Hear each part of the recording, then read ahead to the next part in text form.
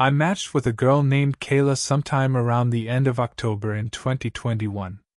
I was 24, living alone in a small apartment outside Columbus, Ohio, and at that point I'd been using dating apps long enough to stop expecting anything real from them. Most conversations died after a few messages. Either that or the person turned out completely different from their photos. But Kayla seemed normal. That was the first thing that stood out. She had simple pictures. No filters. Mostly selfies and hoodies, one picture holding a coffee mug, another sitting with a golden retriever that she said belonged to her sister. Her bio was short. Night shift nurse. Horror movies. Looking for something real. That was it. We started messaging late one night, while I was watching YouTube in bed. She responded fast, but not in an annoying way. The conversation just flowed naturally.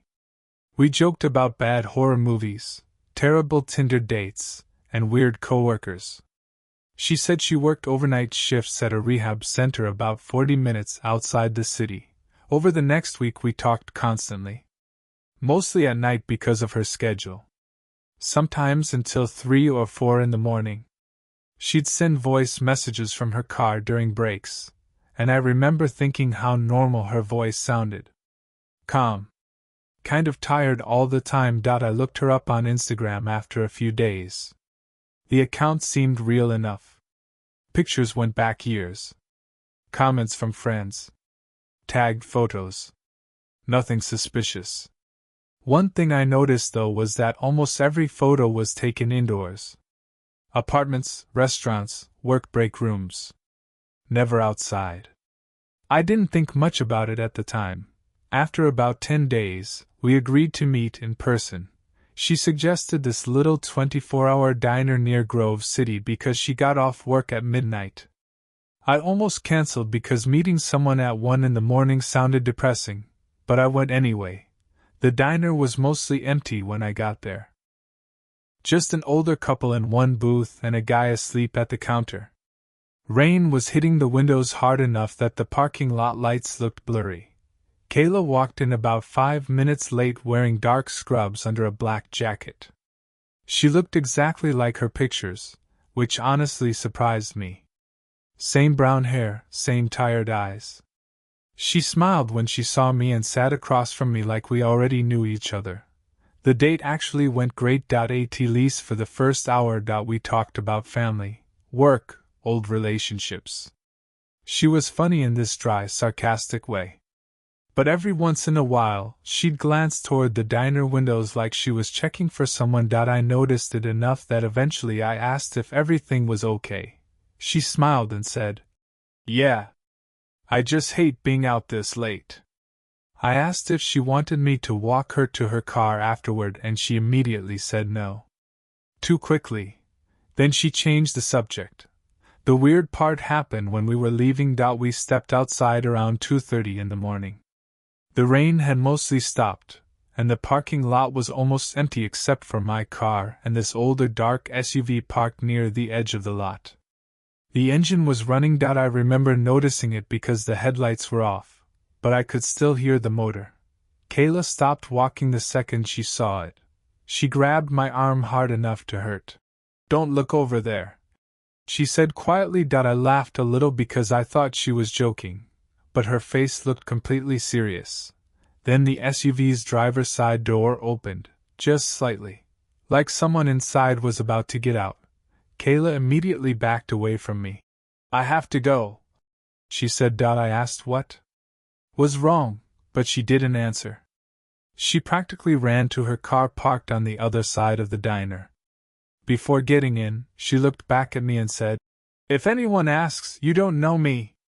Then she drove off. The SUV stayed where it was for another minute before finally pulling out of the lot too. I remember sitting in my car afterward trying to decide if I'd just witnessed some weird relationship drama. Maybe an ex-boyfriend or something. I almost texted her right then, but before I could, she sent me a message first. "Don't reply right now." That was it. No explanation. The next day she acted completely normal. She apologized and said her ex had been stalking her for months. She claimed he'd shown up at her work before and followed her a few times. I asked why she didn't call the police, and she said she tried, but they couldn't do much because he never technically threatened her. I believed her. Honestly, it made sense. She even joked about how crazy it sounded. Eventually things went back to normal. We kept talking every day. A week later she came over to my apartment for the first time. We ordered food, watched movies, and everything felt surprisingly comfortable. She stayed until almost sunrise because she said she couldn't sleep well at home. At one point while we were watching TV, her phone rang. She looked at the screen and immediately muted it. I noticed the number wasn't saved. That him? I asked. She nodded but didn't say anything else. About 10 minutes later, my phone buzzed. I figured it was a spam call because I didn't recognize the number. But when I answered, nobody spoke. There was just breathing. At first I thought the line was cutting out. Then I heard what sounded like movement. Gravel maybe? Or footsteps. Finally a man's voice said very quietly, "She lies to everybody." Then the call disconnected. I stared at my phone for a second before looking over at Kayla. She already looked terrified. "What did he say?" she asked. I told her. She went pale. I asked if she wanted me to call the cops, but she shook her head immediately. "No police," she said. "Please." That response bothered me more than the call itself. I started asking questions after that. Real questions. Like why this guy suddenly had my number. Why she never showed me where she lived. Why every date had to happen either at my apartment or somewhere public late at night. She got defensive fast. Then she started crying. She said her ex was dangerous and manipulative. Said he hacked her accounts, followed her constantly, even contacted people she dated before me. I wanted to believe her, but something about the way she explained it felt rehearsed, like she told the story too many times already. Around 4 in the morning she finally fell asleep on my couch. I couldn't sleep after that phone call, so I got up to get water from the kitchen. When I walked past the window facing the parking lot, I froze. There was someone sitting inside a dark SUV parked across the street. Engine running. No headlights. And when the driver lit a cigarette, I realized they were staring directly up at my apartment. I stayed frozen by the window for probably 10 seconds before ducking down beneath it. My heart was pounding so hard I could actually hear it in my ears. I remember telling myself there was probably a normal explanation. Maybe someone was waiting for a ride. Maybe they weren't even looking at my apartment. But deep down I knew it was connected. I peeked over the edge of the window again. The SUV was still there. The orange glow from the cigarette moved slightly inside the vehicle, and I could just barely make out the outline of someone sitting behind the wheel staring upward. My apartment was on the 3rd floor. There was no reason anyone should even notice my specific window unless they were intentionally watching it. I looked back toward the couch where Kayla was asleep under a blanket. Part of me wanted to wake her up immediately. Another part of me didn't want to deal with whatever drama this actually was. So instead, I quietly grabbed my keys and stepped out into the hallway. I don't really know what I planned on doing. Maybe checking the parking lot from outside. Maybe getting a better look at the license plate. I just remember feeling angry suddenly. Like some stranger was sitting outside my building trying to intimidate me. When I reached the front entrance of the apartment complex, the SUV was still across the street idling near the curb. The windows were tinted dark enough that I couldn't see inside clearly. I stood there for maybe 5 seconds before the brake lights suddenly flashed on. Then the SUV pulled away slowly, not speeding off. Just calmly driving down the street until it disappeared around the corner. That should have made me feel better, but honestly it made things worse. Whoever it was knew I'd come outside. I went back upstairs and locked the door behind me. Kayla was awake now, sitting upright on the couch looking panicked. "Where did you go?" she asked. I told her about the SUV. Her face immediately drained of color. She walked to the window carefully and looked through the blinds for maybe half a second before backing away. "He found me again," she whispered. I asked who exactly he was because up to that point she still hadn't even told me the guy's name. She hesitated before saying, "Evan." Then she sat down and started telling me this whole story about how they dated for almost 3 years and how controlling he became near the end. She claimed he tracked her phone, showed up outside her work constantly, and once followed her to her sister's house in the middle of the night. According to her, he refused to accept the breakup. She even said she moved apartments because of him. I remember listening carefully, trying to figure out whether any of it sounded fake. Honestly, it didn't. If anything, she sounded exhausted. Like someone who'd been dealing with this for a long time. Eventually the sun started coming up and she left for work. Before leaving, she grabbed my arm and said something that stuck with me. The explanation sounded believable enough, but something still felt off. I asked how he even knew where I lived. She paused again before saying maybe he followed her car when she came over. That answer bothered me because it felt too convenient. After we hung up, I started noticing little things over the next few days. Small things at first. One night I came home and saw the same dark SUV parked 2 rows away in my apartment lot. By the time I circled around toward it, the vehicle pulled out and left. Another time I got 3 calls in a row from different unknown numbers. Every time I answered, nobody spoke. Then things escalated. The following Friday I got home around midnight after hanging out with coworkers. As soon as I stepped out of my car, I noticed my apartment door upstairs was slightly open. At first I thought maybe I forgot to lock it, but I knew I hadn't. The second I walked inside, I could tell someone had been there. Nothing major was stolen. The TV was still there. My laptop too. But drawers were open. Cabinet doors left hanging. My bedroom closet emptied onto the floor. And sitting on my kitchen counter was Kayla's necklace. The silver one she always wore. I picked it up, feeling this weird cold panic spread through my chest because I knew she hadn't been there that day. I called her immediately. No answer. I called again. Straight to voicemail. That's when I finally called the police. 2 officers came about 30 minutes later. They searched the apartment, took pictures, and asked if I had enemies or relationship problems. I explained the situation with Kayla and the stalking ex. They exchanged this look with each other that immediately made me uneasy. One of the officers asked to see a picture of her. I pulled up her Instagram profile. He stared at it for a second before asking, "This her?" I said yes. Then he asked something that made my stomach completely drop. "How long have you known this woman?" I told him maybe 3 weeks. The officer nodded slowly before saying, "You need to contact us immediately if she comes back here tonight." I asked why. He hesitated before answering. "Because there's a possibility you're not the one being followed." Then he asked me if I knew a man named Evan. I told him only what Kayla told me.